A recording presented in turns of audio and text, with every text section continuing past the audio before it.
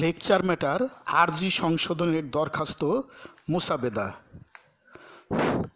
আদেশ ৬ বিধি ১৭ দেওয়ানি কার্যবিধি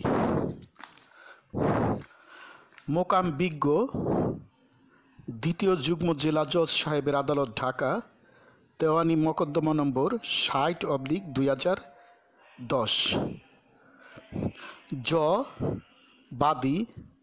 বাদীর নিচে আন্ডারলাইন বনাম ম গং বিবাদের নিচে আন্ডারলাইন মাঝখান থেকে দেওয়ানি কার্যবিধি আইনের ৬ আদেশের ১৭ বিধি মতে আরজি সংশোধনের দরখাস্ত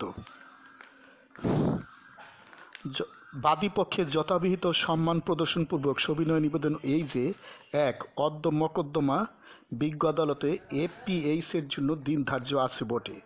২ অত্র মকদ্দমা একটি বন্টনের মকদ্দমা।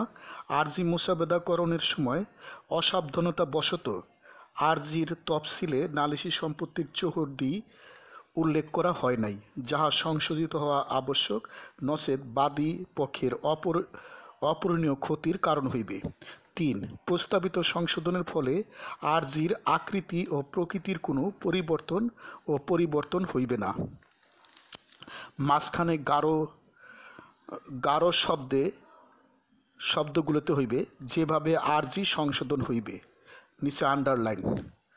আরজির তফসিলের শেষে কমা কোটেশন নালিশি ১৬ আনায় ৫০২% উত্তরে রাস্তা, দক্ষিণে নজরুল ইসলাম গং, পূর্বে হ গং, পশ্চিমে ব গং এবং নালিশি ৪৯০% উত্তরে স,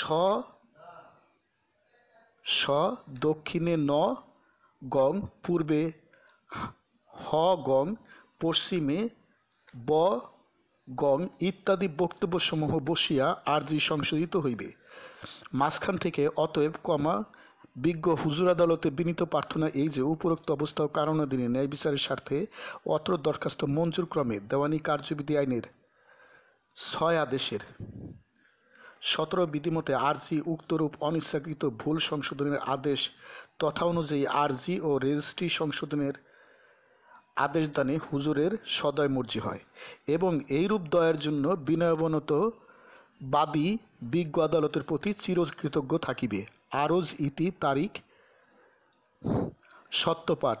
মাঝখান থেকে উপরোক্ত বিবরণসমূহ আমার কথা মতো লেখা হয়েছে।